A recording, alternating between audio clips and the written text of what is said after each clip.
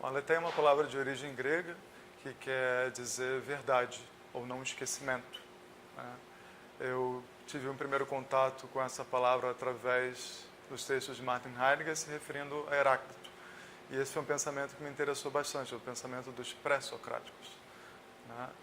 Por que essa palavra, né? Por que eu me apropriei dessa palavra para identificar o trabalho que eu faço? Fundamentalmente, o processo de consciência é um processo de desenvolvimento da atenção, né? Então, me interessa muito essa relação com o não esquecimento. Na minha experiência de vida, eu pude ver o papel do esquecimento, né? Tanto na saúde quanto no adoecimento. Existe um bom lugar para o esquecimento, né? Que, através da elaboração do processo curativo, uma pessoa integra seus conteúdos e isso naturalmente se consolida num sustento do próprio psiquismo, um alimento para a identidade. Esse seria um bom esquecimento, significa a pessoa fez o seu processo, né, de se conciliar com a sua própria história e suas relações e nisso ela se liberta para se disponibilizar novamente para um novo conhecimento de si. Então, para mim, o termo aletheia fala muito do exercício do conhecimento de si, que é o engajamento pleno da atenção com aqui e agora, através da disponibilidade, mas ao mesmo tempo a responsabilidade de se portar frente ao que se viveu, o que se experimentou, né?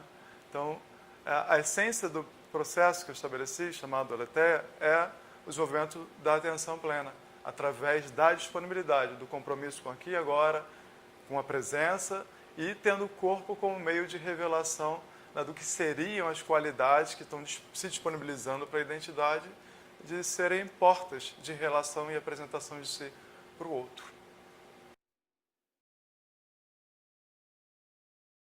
O esquecimento é da nossa própria presença e não de algo específico, né? A nossa atenção ela é muito comprometida e condicionada por ocupações e distrações. Eu pude perceber na minha experiência que a maior parte do tempo a gente está engajado numa rotina robótica e esquecida de si. Raramente a gente para e pergunta o que a gente está fazendo ou quem é a gente naquele momento.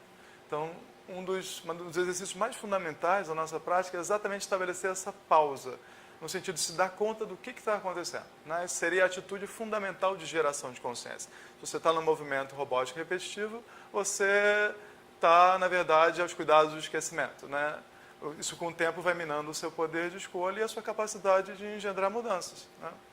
Então, a pergunta em torno do não esquecimento, ou do exercício da aletheia, é fundamentalmente a pergunta sobre quem sou eu agora.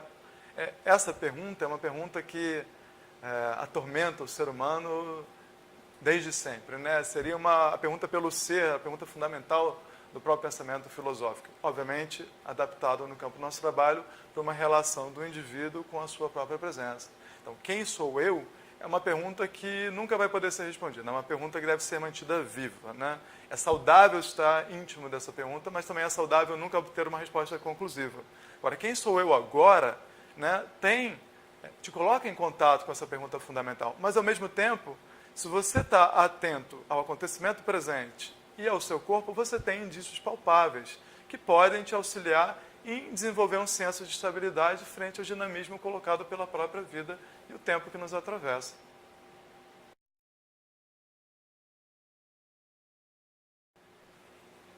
Outro ponto importante em torno dessa pergunta, né, quem sou eu agora, é o reconhecimento de que somos, ao mesmo tempo, distintos e semelhantes. O esquecimento é, em muitos sentidos, o esquecimento de nossa própria humanidade, nossa condição humana fundamental. Então, praticar a aletheia é insistentemente se fazer essa pergunta no duplo benefício do reconhecimento do que é distinto, onde você se diferencia frente a essa natureza que nos é comum, essa natureza humana, mas ao mesmo tempo você é chamado a reverenciar o fato de sermos semelhantes. Na medida que você desenvolve a atenção para esse duplo sentido, você começa a se respeitar, porque você tem um trabalho de se diferenciar e se conhecer no mérito dessa diferença, mas ao mesmo tempo você desenvolve um profundo respeito ao outro que está fazendo a mesma coisa de uma maneira diferente. Praticar a aletheia é fundamentalmente exercitar a nossa humanidade, né? Como eu percebo isso, né? Todos nós somos seres distintos, né? Eu tenho esse nome, esse rosto, essa identidade que me beneficia no sentido de um reconhecimento legítimo de mim mesmo, né? Na diferença com todo o outro com quem eu me relaciono. Mas, ao mesmo tempo, eu sou semelhante a todo o outro com quem eu me relaciono.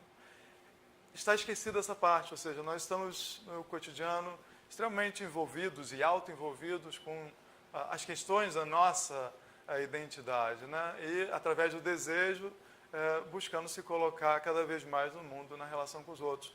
Mas quando essa ocupação da identidade está esquecida do que fundamentalmente eu sou semelhante ao outro, isso aos pouquinhos vai nos encaminhando a um senso de conflito, onde o meu interesse pessoal e o que eu quero do outro pode representar uma violência para aquele lugar onde fundamentalmente nós somos semelhantes.